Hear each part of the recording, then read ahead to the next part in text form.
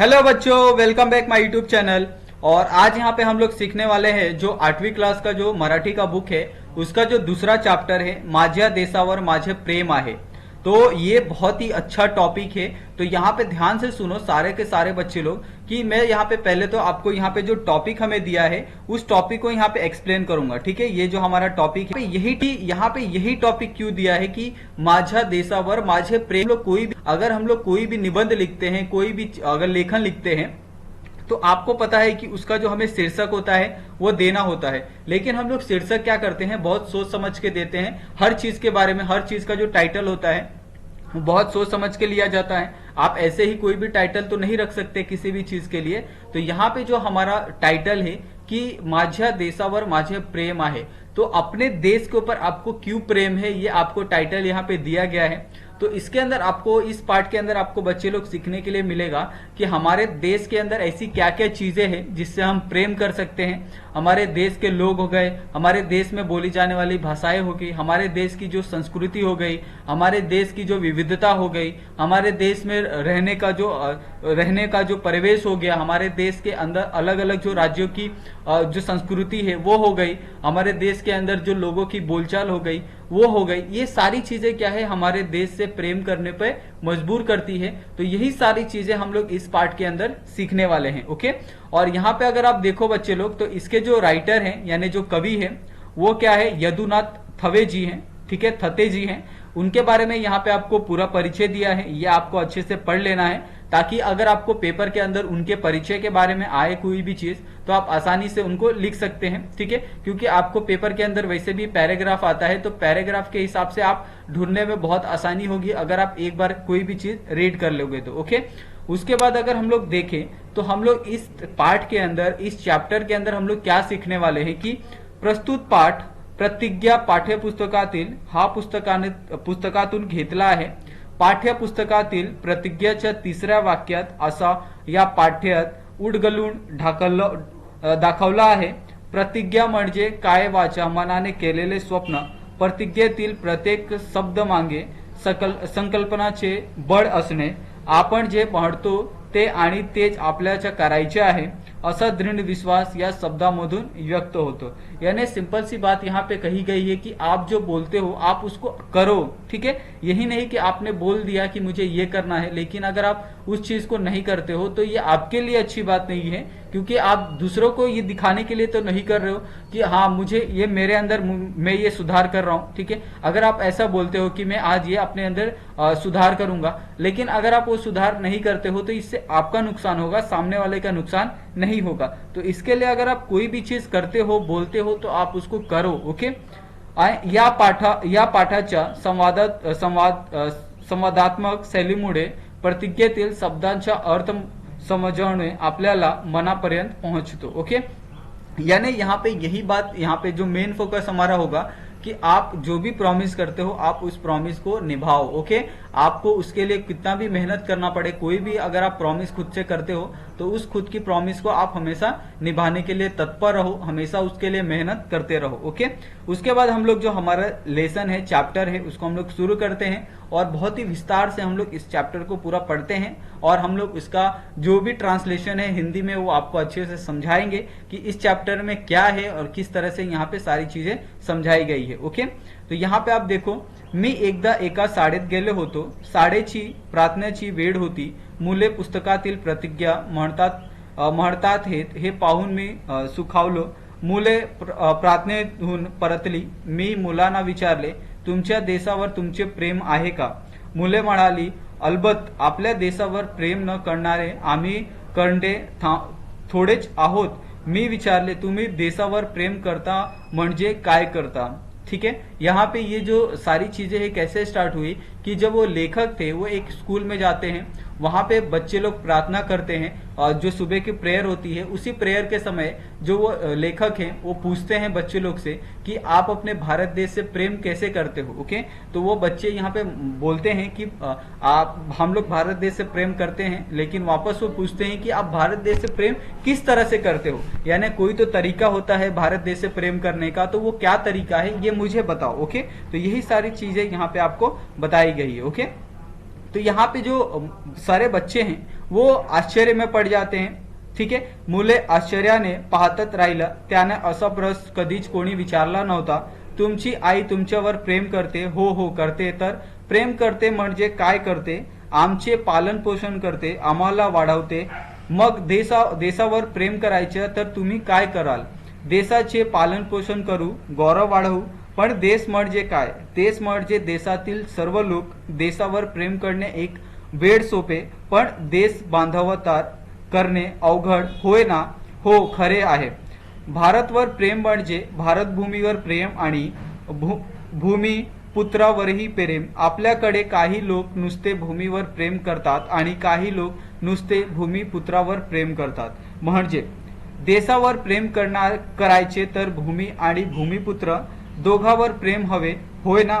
बरोबर आहे, मुले म्हणाली. एका मुलगा म्हणाला, भगतसिंग, राजगुरू, सुखदेव, कुर्बान हुसेन ते फासावर गेले. ते देशावर खरे प्रेम करत होता. मी विचारले, ते खरेच आहे, पण आता त्यांच्यासारखा प्रेम करायचं तर देश पुन्हा गुलाम व्हायला हवे. आपले देशावर प्रेम असते ते फक्त आपल्या काळी असते, ही नेहमी असायला हवे. तो इस सारे एक जो हमने पैराग्राफ यहाँ पे रीड किया है, उस पैराग्राफ को हम लोग डिटेल में आपको बताते हैं. ओके, तो इसके अंदर क्या होता है कि बच्चे उस गुरु को पूछते हैं कि आप ऐसा जब सवाल पूछ रहे हो, ठीक है, तो इस सवाल में आपने क्या पूछा है हम लोग थोड़ा एक्सप्लेन करते हैं. तो वो फिर पूछते हैं कि आप अपने माता पिता से प्रेम करते हो? तो वो बोलते हैं हाँ करते हैं. तो किस तरह से आप माता पिता से प्रेम करते हो, कि आपके माता पिता आपसे किस तरह से प्रेम करते हैं? तो वो बोलते हैं कि वो हमको स्कूल भेजते हैं, ठीक है, वो हमारा पालन पोषण करते हैं, हमको बड़ा करते हैं, हमको समझदार बनाते हैं, यानी ये उनके लिए प्रेम हो गया. तो वापस वो पूछते हैं कि अगर ये आपके पेरेंट्स का प्रेम है तो आप भारत के लिए क्या करोगे कि आप अपना प्रेम भारत के लिए बता सकते हो? तो वो कहते हैं कि हम भारत को आगे बढ़ाएंगे, जो भारत के लोग हैं उनसे हम प्रेम करेंगे, उनको हम आगे बढ़ाएंगे. यही सारी चीजें उनके अंदर होती है. और वो एग्जाम्पल भी देते हैं जिस तरह से भगत सिंह, राजगुरु, सुखदेव अपने भारत को आजाद कराने के लिए और भारत को स्वतंत्र कराने के लिए उन्होंने जो अपना बलिदान दिया है, क्या हम उस रास्ते पे जाके अपने आप को, भारत देश को गौरव महसूस करवा सकते हैं? ये भी उनके मन में एक सवाल है. लेकिन इस पे कवि क्या उत्तर देते हैं कि अगर हमने ऐसा किया, अगर सब आदमी ऐसा सोचने लगे कि बलिदान देने से ही भारत देश सुखी हो सकता है, उससे हम अपना जो प्रेम है वो प्रदर्शित कर सकते हैं, तो ये बिल्कुल गलत है. क्योंकि जब भगत सिंह, राजगुरु और सुखदेव ने जो अपना बलिदान दिया था, तो उस समय की जो परिस्थिति थी और आज की जो परिस्थिति है उसमें बहुत ज्यादा अंतर आ गया है. आपके पास अभी आजादी है, उस समय उनको आजाद करवाने के लिए उन्होंने ये सारा काम किया है, ठीक है. तो आपको उस समय और इस समय में फर्क करना होगा और आपको इस समय आप भारत देश को किस तरह से ये प्राउड फील करवा सकते हो, ये आपको बताना है. ओके, उसके ऊपर वो कहते हैं कि एक मुलगा म्हणाला, नेहमीच करायला हवे, आपल्याला प्रेम दाखवायला संधी मिळाली म्हणून संकटांना आमंत्रण थोडेच द्यायचे. एकदा पंडित जवाहरलाल नेहरू निवडणुकीच्या दौऱ्यावर होते. लोकांनी त्यांची गाडी अडवली आणि भारत माता की जय असा गगनभेदी घोष त्यांनी केला. पंडित नेहरू खाली उतरले आणि भारत माता की जय म्हणजे काय ते विचारू लागले. चर्चा करत करत भारत माता म्हणजे भारतले सर्व लोक ही गोष्ट त्यांनी लोकांना समजावली. देशावर प्रेम करायचे म्हणजे जात, धर्म, वंश, भाषा हे वरवरेच भेद विसरून सर्वांना प्रेम करायचे. तो यहाँ पे आपको एक बात तो ध्यान रखनी है कि आप सिर्फ अगर कहते हो कि हमें भारत के सारे लोगों से प्रेम है, तो सारे लोगों से प्रेम का मतलब होता है कि आप उनके धर्म से, उनके वंश से, उनके भाषा से, उनके वेशभूषा से आप प्रेम करते हो, तो ही आप भारत से प्रेम कर सकते हो. ये बात उन्होंने सिंपल टर्म में जो पंडित जवाहरलाल नेहरू हैं उन्होंने समझाई कि एक्चुअली में भारत माता का मतलब क्या होता है कि भारत में जो लोग रहते हैं वो सिर्फ लोग नहीं है, वो उनके अंदर जो धर्म है, वंश है, भाषा है, जात है, आप उन सबसे अगर प्रेम करते हो तो ही आप भारत देश को गर्व महसूस करवा सकते हो. ओके, उसके बाद एका मुलाने मला अडवून प्रश्न केला, पण प्रेम करायचे म्हणजे काय? मी म्हणालो, प्रेम करायचे म्हणजे दुसऱ्याच्या दुःख पाहून ओल्या डोळ्यांची त्यांच्या मदतीसाठी धावून लायचे आणि दुसऱ्याला आनंद झाला की आपणही आनंदित व्हायचे. प्रेम करायचे तर अश्रू आणि हास्य यांची भाषा आपल्याला आली पाहिजे. हास्य आणि अश्रूची भाषा, हास्य आणि अश्रू त्यांची भाषा ही जागतिक भाषा आहे. महात्मा गांधी काय म्हणाले होते माहित आहे? ते म्हणाले होते, प्रेम निष्क्रिय असूच शकत नाही, प्रेम सक्रिय पाहिजे, तसे सुबुद्ध गवी है. यहाँ पे ये भी कहा गया है कि अगर आपके अंदर प्रेम है तो आप प्रेम के अंदर आपके अंदर भले ही दुख आएगा, सुख आएगा, आपको हर चीज के अंदर आपको समझने की शक्ति होनी चाहिए. आप उस चीज को किस तरह से टैकल कर सकते हो, किस तरह से आप उस चीज को संभाल सकते हो, ये भी एक तरह का जो प्रेम है वो भारत देश से होता है. ओके, इसमें जैसे हम लोग महात्मा गांधी का अगर यहाँ पे एक एग्जाम्पल दिया है, उसके अंदर महात्मा गांधी क्या कहते हैं कि आपको अगर हास्य और अश्रु ये दोनों के बीच का अगर मतलब समझ गया कि एक्चुअली में हंसी और आंसू ये दोनों के बीच में मतलब क्या है, और इस मतलब को अगर आप समझ लेते हैं तो इससे आप देश प्रेम किस तरह से आप कर सकते हैं वो आपको अच्छे से समझ में आएगा. ओके, पण शांतीच्या काळात देशावर प्रेम करायचे म्हणजे काय? शांतीच्या काळात प्रेम करणाऱ्या कितीतरी मार्ग आहेत. देशाच्या नवनिर्माणासाठी रचनात्मक कार्य करणे म्हणजे देशप्रेम, देशावर प्रेम करणे. हातात झाडू घेऊन गावाची शास्त्रीय पद्धतीने साफसफाई करणे म्हणजे देश देखील देशावर प्रेम करणे होते.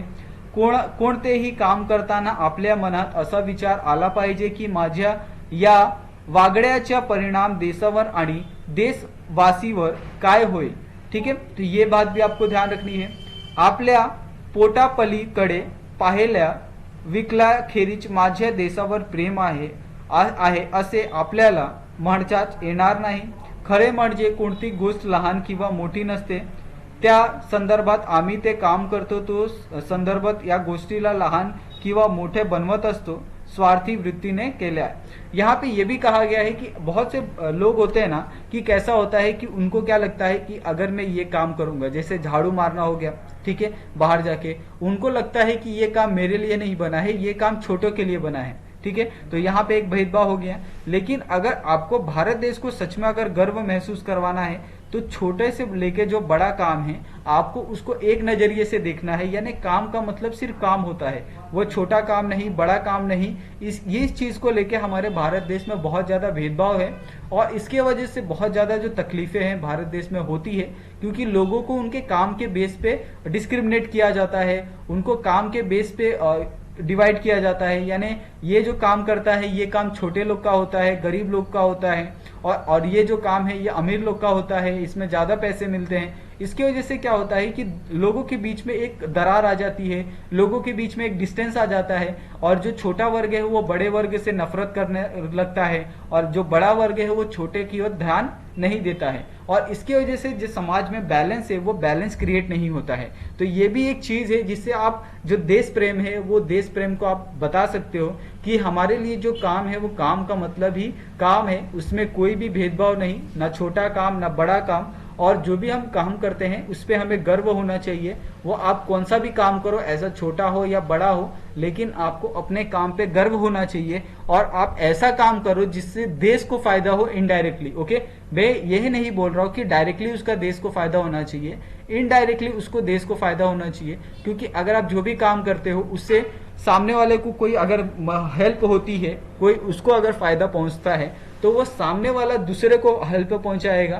तो इससे क्या होता है कि एक आदमी के हेल्प से अगर आप 10 लोगों की मदद करते हो एक काम से, तो इससे आपका जो समाज है वो भी विकसित होता है, अब आपका जो समाज है वो भी ग्रो करता है, और लोगों की जो मेंटेलिटी है वो भी चेंज होती है. ठीक है, तो ये सारी चीजें आपको यहाँ पे सीखनी है. हे एकले आहे ना ते सेले विणारेचे इतर विण कारणासारखे, पण देशासाठी हे संगड विणतो आणि असा भावनेने विणायचे आणि म्हणून ते अपूर्व असायचे. आपला शिकतो आणि अध्यापक शिकतात, परीक्षेत चांगले मार्क मिळवते म्हणून शिकलेला आणि मुले सगळ्यात व्यावीत म्हणून शिकवलेले, या फरक असले की नाही? हो, फरक असायला हवा. होटलात आपण खातो आणि घरी आईने बनवलेला पदार्थ आपण खातो, त्यात काही फरक आपल्याला जाणवतो? आईच्या प्रेमाची चव त्या पदार्थांना मिळलेली असते ना? अमुच वजनात हात अमुच गतीने पाठीवर धप धप करून लागला की आपल्याला जे जाणवले ते आणि आईने पाठीवर शाबासकी दिली त्यांना अंतर आहे की नाही? ठीक आहे, तो यहाँ पे ये भी कहा गया है कि आप अभी कभी ऑब्जर्व करो, ठीक है, अगर आप कहीं होटल में जाते हो खाने के लिए और आप घर पे खाते हो तो आपको दोनों में बहुत ज्यादा फर्क दिखेगा, ठीक है। आप होटल में कितने भी बड़े होटल में चले जाओ, लेकिन वहां पे जो स्वाद है वो आपको घर जैसा स्वाद नहीं मिलेगा, घर जैसा आपको क्वांटिटी नहीं मिलेगा। घर में जो आप पेट भर खा सकते हो, आप कहीं पे भी होटल में जाके आप पेट भर नहीं खा सकते, ठीक है, ये आप मानते हो। और जो स्वाद होता है होटल में अलग अलग होता है, वहां पे आपको किस तरह से हाइजीन है, ये सारी चीजें वहां पे देखते हैं या नहीं देखते हैं, इससे ये भी आपको पता है। लेकिन आप घर में जो खाना बनता है वो आप देखिए, पूरी तरह से एकदम अच्छे तरीके से पकाया हुआ होता है, उसमें हाइजीन होता है, किसी तरह का कोई भी खराब काम नहीं होता है। तो ये सारी चीजें आपको देखने को मिलते हैं। सेम अगर आपको पीठ के ऊपर अगर कोई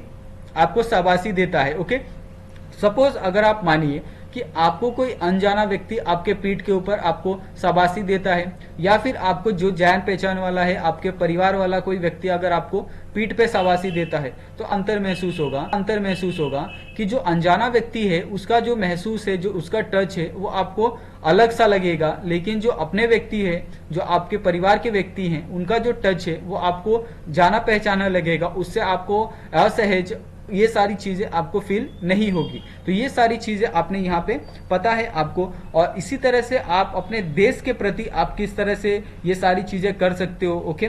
आप अपने लोग हो, यानी आप देश के लोग हैं, तो आप अगर देश के लिए कुछ करते हो तो इससे किसी को असहज नहीं होगा, किसी को इससे तकलीफ नहीं होगा, ठीक है। तो ये सोच के आपको देश के लिए काम करना है, ओके। अमुक वाचनाचा हात अमुक गाडीने पाठीवर धप्प करून लागला।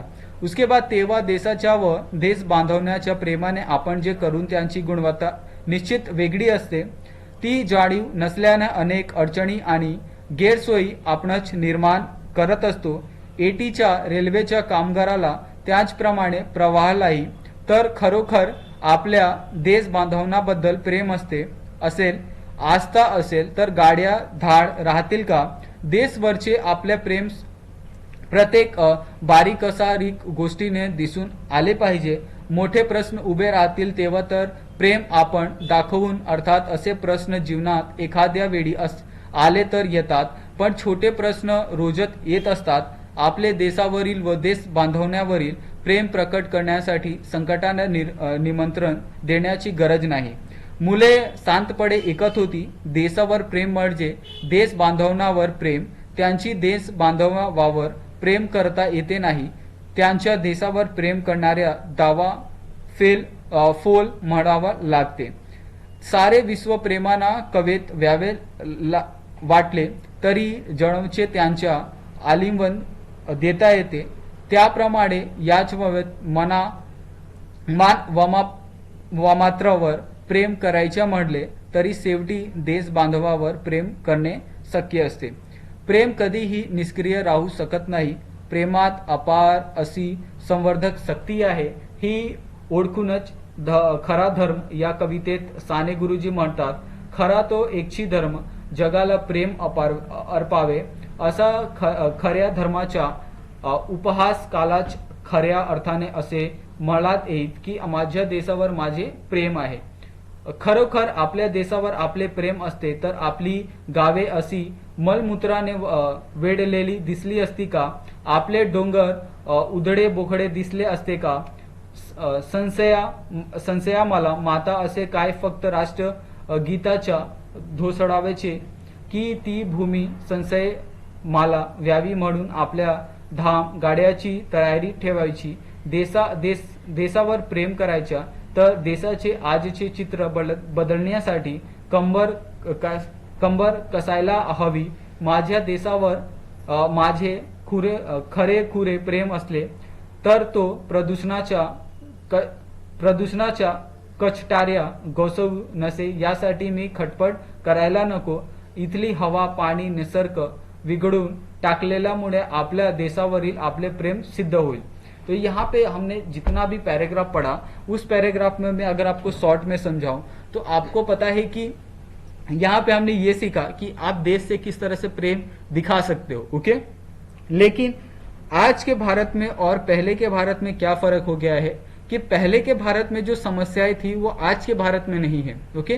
पहले के भारत में समस्या क्या थी? शिक्षा, ठीक है। और जो रूढ़िगत परंपराएं थी, ये मेडिकल की सुविधा, ये सारी चीजें क्या थी, भारत की समस्या थी। लेकिन आज के समय में भारत की असली समस्या क्या है, प्रदूषण हो गया, गंदा पानी हो गया, बिजली की समस्या हो गई, श्वास लेने के लिए हवा की समस्या हो गई, रहने के लिए जमीन की समस्या हो गई, पीने के लिए पानी की समस्या हो गई। ये आज के भारत की समस्या है, ठीक है। और ये सारी समस्या क्यों हो रही है, क्योंकि हम लोग उसके ऊपर जागरूक नहीं है। हम लोग कोई भी चीज अगर काम करते हैं, उसका जो भी वेस्ट मटेरियल निकलता है, हम लोग बिना सोचे ऐसे जगह डालते हैं जहां पे उसको डालना नहीं चाहिए। यानी हम लोग क्या करते हैं, गंदा पानी निकलता है उसको डायरेक्ट नदियों में छोड़ देते हैं। ये नहीं सोचते हैं कि हमको जो नदियों का जो पानी हमको मिलने वाला है, वो हमको नदियों से ही मिलने वाला है, हमको कहीं और से पानी तो मिलने वाला नहीं है। हम पानी घर पे तो बना नहीं रहे हैं। यानी हम जो भी सुविधाएं इस्तेमाल करते हैं वो नेचर की ही है, हमारा तो कुछ भी नहीं है। तो जो भी चीजें जैसे हवा हो गई, पानी हो गया, भूमि हो गई, अगर हम इन्हीं चीजों को अगर प्रदूषित करेंगे तो आप कैसे ये आशा कर सकते हो, कैसे ये बोल सकते हो कि हम इसके हकदार हैं, हमें साफ पानी मिलना चाहिए, साफ भूमि होनी चाहिए, साफ हवा होनी चाहिए। ओके, आप अगर आज का अगर देखोगे तो आज के समय में अगर दुनिया के सबसे जो खराब हवा क्वालिटी वाले जो शहर हैं, उसमें आप भारत के 2 शहर हैं, दिल्ली, कोलकाता, तो आप सोच सकते हो कि यहाँ का जो हवा की जो क्वालिटी है, वहां का जो AQI है वो कितना खतरनाक है। वहां पे आपको पता है कि हम लोग जो आप टैबेको यानी सिगरेट का जो पैकेट देखते हो कि सिगरेट पीने से ये सारी समस्याएं होती हैं। अगर आप सिगरेट मत पियो, लेकिन आप दिल्ली की हवा में जाके सांस लो, तो उससे ज्यादा आपको प्रॉब्लम दिल्ली की हवा में आपको देखने को मिलेगी। ओके, तो ये सारी समस्या आज के देश की समस्या है। तो आप इसको किस तरह से आप दूर कर सकते हो और अपने भारत से प्रेम दिखा सकते हो, यही आपको एक चैलेंज है। ओके, उसके बाद ये कहा गया है कि ही भूमी सुजलाम सुफलाम आहे असे म्हणतात असतानाच तिली सुफलता आपल्या कर्तव्यावर अवलंबून राहणार आहे असे विसरला येईल। कष्ट करणाऱ्याला फक्त मिळत नसेल आणि फळाची इच्छा धरण्याची कष्ट करावे लागणार नाही, तर त्या भूमीला सुफला म्हणजे येईल का? माझ्या देशावर माझे खुरखुरे प्रेम असले तर वंदे मातरम गीता तो आदर्श सांगितला आहे तो वास्तवात यावे, यासाठी धडपडण्याची प्रेरणा आपल्याला मिळाली पाहिजे। आपण जात धर्म वंश भाषा या निमित्त करून आपला भांडला राहिले तर ते भारत मातेला रुचेल काय? देशावर आपले प्रेम असले तर सर्व समाज घटकांना न्याय, स्वतंत्रता, समता आणि आपल्यापणाची हमी आपल्याला देता आणि आली पाहिजे। शेवटी देशावर प्रेम म्हणजे भूमीवर प्रेम आणि भूमिपुत्रावरही प्रेम। भूमिपुत्रावर ज्यांना प्रेम करता येत नाही त्यांचे भूमीवर प्रेम करणे हे एक प्रकारचे ढोंगच होईल। वंदे मातरम गीता जे चित्र शब्दकीत झाले आहे त्या वास्तवात यावे म्हणून धडपड करत राहणे आणि सर्व भूमिपुत्रांना न्याय, स्वतंत्रता, समता आणि ही आपलेपणा याचे आश्वासन देणार म्हणजेच देशावर प्रेम करने। ओके, तो यहाँ पे ये बात तो आपको माननी होगी कि देश में अगर प्रेम लाना है तो आप सबको मिलजुल के काम करना होगा। आप अगर धर्म के नाम पे, अगर जाति के नाम पे आप अगर ऐसा करोगे तो आप कभी भी आगे नहीं बढ़ सकते। खासकर आपको अपने ऊपर विश्वास होना चाहिए, ठीक है। आपको अपने ऊपर गर्व होना चाहिए। आप जिस भी जात के हो, जिस भी धर्म के हो, आपको उसके ऊपर गर्व होना चाहिए। और सबसे बड़ी बात कि आपको अपने भारत देश पे गर्व होना चाहिए। तभी आप क्या कर सकते हो, भारत देश के लिए कुछ अच्छा काम कर सकते हो और भारत देश को प्राउड फील करवा सकते हो। ओके, आप अगर दूसरों के चक्कर में रहोगे, ठीक है, अगर दूसरे ऐसा कर रहे हैं तो मैं ऐसा क्यों कर रहा हूं, अगर आप ये सोचते रहोगे, ठीक है, तो आप कभी भी अपने भारत देश के लिए कुछ कर नहीं सकते। ओके, क्योंकि आप सोच सकते हो कि 130 करोड़ लोग में भी सिर्फ कुछ ही ऐसे लोग हैं जो भारत को प्राउड फील करवाते हैं। ऐसा क्यों आपने सोचा है? क्योंकि वो सच में भारत के लिए मेहनत करते हैं, वो अपने लिए मेहनत करते हैं, तभी वो भारत को प्राउड फील करवाते हैं। ठीक है, भारत के लिए मेडल जीतना हो, भारत को गौरवान्वित करना हो, भारत का नाम दूसरे देशों में उनका प्रसिद्ध करना हो, तो ऐसी सारी चीजें आप भी कर सकते हो। लेकिन आपको खुद पे कॉन्फिडेंस होना चाहिए, आपका जो गोल है उस पर आपको फोकस करना चाहिए। ठीक है, तो ये सारी चीजें आपको हमेशा ध्यान में रखनी है। और ये आपको बहुत ही अच्छा एक चैप्टर आपको दिया है 8th क्लास में। ठीक है, पहला भी चैप्टर आप देख लो, आपको भारत के ऊपर ही है, और दूसरा भी चैप्टर आप देख लो, भारत के ऊपर ही है। तो आपको इससे कुछ सीखना चाहिए, सच में ये मेरा कहना है। आप भले ही अगर पढ़ाई में कमजोर हो, लेकिन अगर आप ऐसे सारे अगर जो गुण है अगर आप अपने अंदर लाते हो, तो आपको कोई भी सफल होने से कोई नहीं रोक सकता। ठीक है, मैं नहीं कहता कि मार्क्स मैटर नहीं करते, लेकिन अगर आपको लाइफ में आगे बढ़ना है तो बहुत सारी जो चीजें हैं आपको सीखनी चाहिए। मार्क्स तो आप कभी भी बढ़ा सकते हो आप मेहनत करके, लेकिन जो मूल्य होते हैं, भारत से प्रेम करना, किस तरह से आप भारत की उन्नति में सहभाग कर सकते हो, किस तरह से आप एक यूनिक बन सकते हो। ठीक है, आप किस तरह से अलग बन सकते हो अपने क्लास के 40 बच्चों में, 50 बच्चों में, ये आपको सोचना चाहिए। ठीक है, तो आई होप बच्चे लोग आपको ये पूरा जो चैप्टर है वो अच्छे से समझ गया होगा। अगर फिर भी अगर आपको कोई प्रॉब्लम है इसके अंदर, तो आप लोग मुझे कमेंट कर लो। ठीक है, और आप सभी का ये वीडियो देखने के लिए बहुत बहुत धन्यवाद। हम लोग मिलते हैं नेक्स्ट वीडियो में। ठीक है बच्चे लोग, थैंक यू सो मच।